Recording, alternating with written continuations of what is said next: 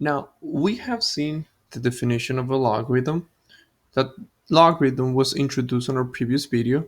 Now, we will see how we can either expand or compress a logarithm. I want you to start thinking of logarithm as some kind of a function. And because it's some kind of a function, you can manipulate it. Now, in order for us to properly manipulate this logarithm, we need to be really comfortable with the three following rules. Now, the main idea here is that these properties that we're going to be using today, we're going to use those properties to rewrite logarithms. There's two ways that you can rewrite a logarithm. Either you can compress the logarithm or you can expand the logarithm. But either if you're compressing or you're expanding, you're still going to use these three rules. So if we want to rewrite a logarithm, there's only two ways that we can rewrite that logarithm, and that's either compressing or expanding using this following rules. So let me delete this so we can talk about the rules. Now, the first rule. The first rule, it says if you have an exponent,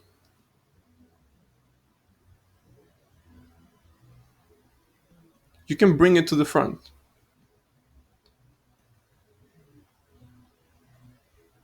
This is what the first rule of logarithm says. If you have an exponent, you can just bring it to the front. Just like in here. Here, we have an exponent of x inside the logarithm. So we can bring this exponent to the front. And now it becomes x times logarithm of b. So this is the first rule. If you have an exponent inside the logarithm, you can bring this exponent to the front. This is what the first rule says. Now, the second rule says that if you're adding, so if you're adding logarithms, you can just multiply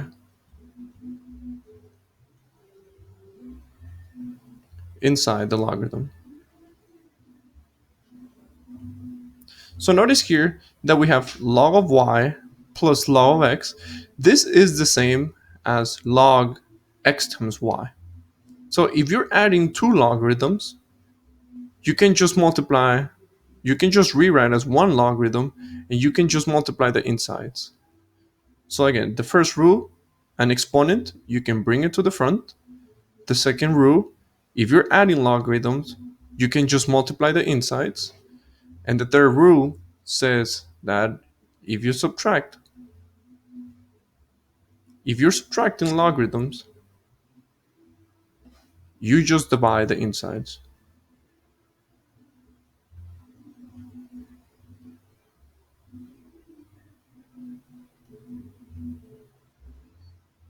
So notice here that we have log of y minus log of x. This is the same as just log y divided by x. So the three rules says the first one, if you have an exponent, you can bring it to the front. The second rule says if you're adding logarithms, you can just multiply the insides. And the third rule says if you're subtracting logarithms, you can just divide the left minus the right. So let's apply these properties or the rules that we have just explained. So notice here that we're trying to expand the logarithm. And if you're expanding a logarithm, your answer needs to have more than one log.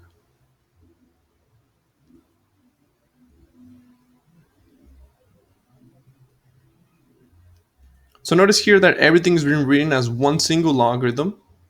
So our objective is to rewrite this expression in more than one logarithm using the rules that we have here.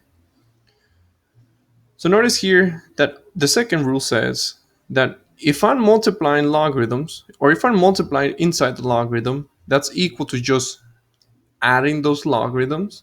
So what are the two things that we're multiplying here? Here, I'm multiplying the 6 and I multiply the 11.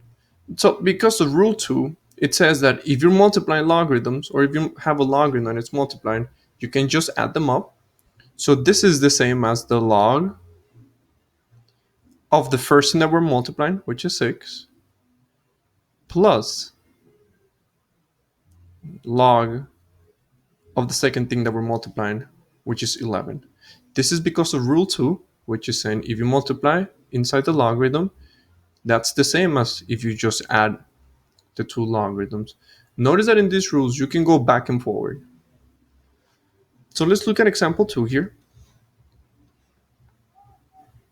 Let's do that in a different color. Now, in example 2, you first need to identify what is it that we have here. So notice that here inside the logarithm, we're going to have two multiplications. So again, we can apply rule 2, which says that if you're multiplying inside the log, you can just add the things that are being multiplied. So what are the things that we multiply here? 3 and 2 to the third. So this is the same as just writing log of the first thing that we're multiplying, which is 3, plus log of the second thing that we're multiplying, which is 2 to the third.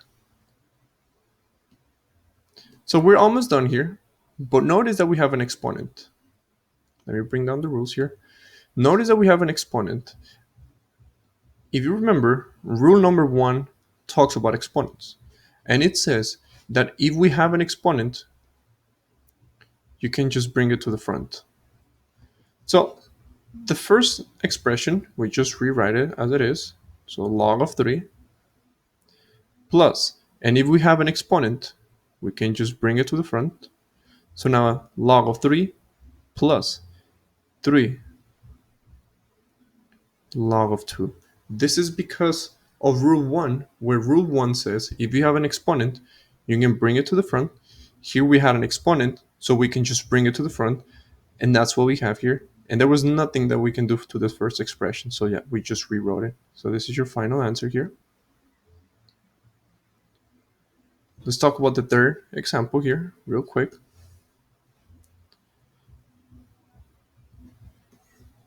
Fourth will be our last. So let's see. Does this match anything like the rules that we have? Well, here notice that we are dividing inside the log. So I see that in rule 3, we talk about division. And what does rule 3 says? If I'm dividing inside the log, I can just subtract the top minus the bottom. So here we're dividing. And because of rule 3, we know that if we divide, we can just subtract them. So now we have that the log of x, or log of the top, which is x, minus log of the bottom, which is y. Here, all we're doing, we're just recognizing what is it that we have according to the 3 rules of logarithms, and then we're just applying those rules to make it, or to expand it, to write it in more than one log. So let's look at example 4. Example 4, notice that we're dividing, and rule number 3 talks about division, and it says that if you're dividing inside the log, which is what we have here, it's going to be top minus bottom. So now we're going to have log of the top, which is x, minus log of the bottom, which is, let's rewrite that y to the 5th. So you can say that, oh, we're done, but notice that we have an exponent here. And rule number 1 talks about exponents. And again, rule number 1 says that if you have an exponent, you can just bring it to the front. Notice that here we have a 5 as an exponent. So this 5, we can bring it in front of the log. So now we're going to end up with log of x minus 5 log of y. And we're done. This is how you expand a logarithm.